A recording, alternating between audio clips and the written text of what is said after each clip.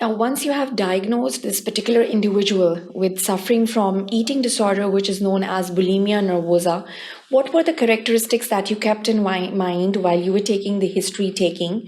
The ICD-10 criteria, as we've already focused on, the thought content, the thought form of that particular individual is obviously kept in mind.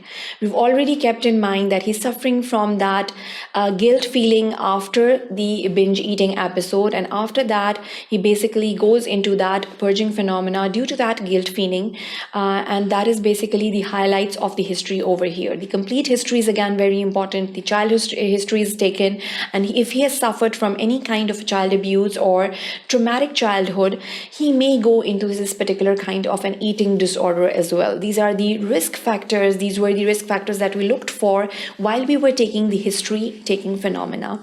The diagnosis obviously usually lies upon the fact that the binging episode should be there in the history, then which is followed by the purging episode. The person should be an emaciated, dehydrated individual who is suffering from a strong desire that he wants to lose weight, and he's suffering from a delusion that he's already gained a lot of weight, and due to that phenomena he self-administers a lot of drugs. For example, diuretics, enemas, or all of these laxatives can be used by that particular individual. So these can be basically a self-harming phenomena which is observed in these particular individuals, and all of these symptomatology basically makes the foundation for the diagnosis of bulimia nervosa in this particular individual.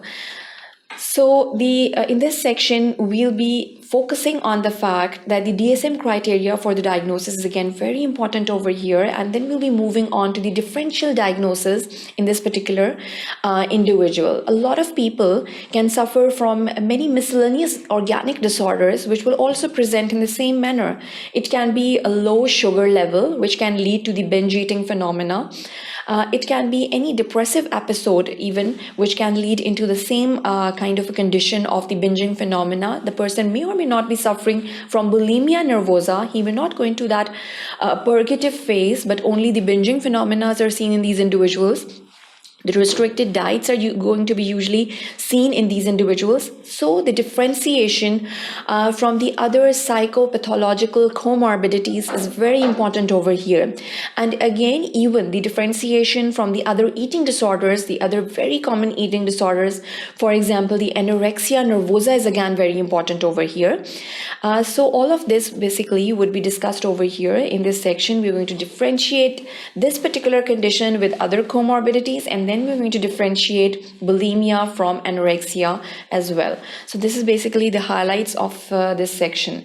How do you go about the diagnosis in this particular individual is again very important. The screening for the electrolyte abnormalities, for example, the hypokalemia is done quite particularly in these individuals, and then the erosion of the dental enamel. So when we go about the complete physical examination, we look for these signs over there. We examine the oral cavity, the dental enamel is examined, which is usually in an eroded phenomena. And then the painless swelling of the salivary glands, which is usually a hamster-like appearance, is seen in these individuals. Moving on to the gastrointestinal effects, there is going to be an enlarged gastric capacity. The gastric emptying is usually delayed in these individuals. There's going to be a low postprandial release of the cholecystokinin. So all of these biochemical phenomena are also going to be observed in these individuals in quite a detailed way. Then there is a criteria which is known as the DSM criteria for diagnosis. It is also kept in mind, and we're also going to go about that as well. First of all, in the primarily section, there's going to be a recurrent episodes of binge eating. The binge eating phenomena, the binging episodes have to be looked for. And when we say binge eating, it's basically the consumption of large amounts of food in a very short period of time, which is basically the 2 hours. 2 hours is the cutoff line for the short period of time, or how do we define a short period of time? In the second section, basically, it is the recurrent inappropriate compensatory behavior such as self-induced vomiting, misuse of laxatives, diuretics, enemas, or other mechanisms, and then the fasting or the excessive exercise. So again, In the A section, we have the recurrent episodes of binging. In the B section, it is basically after the guilt formation, the person tries to get rid of that food by excessive exercising, by the diuretics, enemas, or the laxatives. So all of these phenomena have to be kept in mind over here.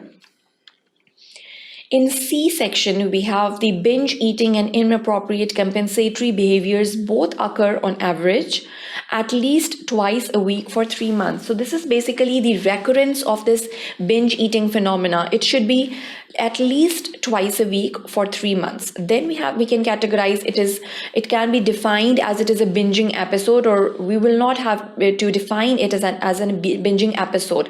If it is less than that, it is not categorized as a binging episode. So we have to keep this in mind. This criteria has to be kept in mind for the diagnosis of this particular kind of an eating disorder. We then have the self-evaluation in the unduly influenced by the body shape and the weight. The thought content, the thought form of that individual has to be kept in mind, and that can only be evaluated after a detailed history or after the counseling session has been done. There has to be a very good doctor-patient rapport for taking out the history from the individual. How does he think about himself?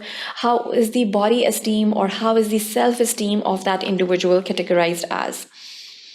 The disturbance doesn't occur exclusively during the episodes of anorexia nervosa. So basically, we have to distinguish all of these factors. The disturbance basically doesn't occur exclusively after the episodes of anorexia nervosa. The person usually doesn't go into that guilt feeling after anorexia nervosa. Now, there are a lot of comorbidities. We have to differentiate this condition known as bulimia from anorexia, and even from the other comorbidities such as depression. The upper gastrointestinal disorders have to be kept in mind. It can be a person suffering from ulcerations. It can be a person suffering from all of these esophageal gastric reflex diseases. He may also go into these phenomena as well. And then the pathology in the frontal lobe, that can also go about as an uninhibitory phenomena, and the person cannot stop eating even in those episodes as well. Then the differentiation between anorexia and bulimia is again very important. First of all, we have to look for the weight. In anorexia, we have a significantly underweight individual, and usually in bulimia, the weight is sometimes normal or even overweight in these individuals. The eating habits in anorexia is that the person usually eats low-calorie food or eats less food. In bulimia nervosa, the person eats large amounts of food and then purges by vomiting or using laxatives. The body image is basically the person suffering from anorexia nervosa is usually not too concerned on weight or appearance and dangerously thin but has less false image than the body is still fat. In bulimia nervosa, the person is too concerned on weight and appearance as well. The medical symptomatology usually in anorexia is that weakness, fatigue, nutritional deficiencies, and low blood pressure is observed in these individuals.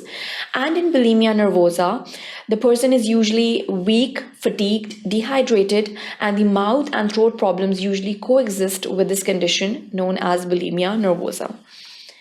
So in this section, basically, we highlighted the diagnosis of the condition bulimia nervosa and how do we go about the differentiation of bulimia with anorexia as well. So that is the end to this section. Thank you for watching sqadia.com.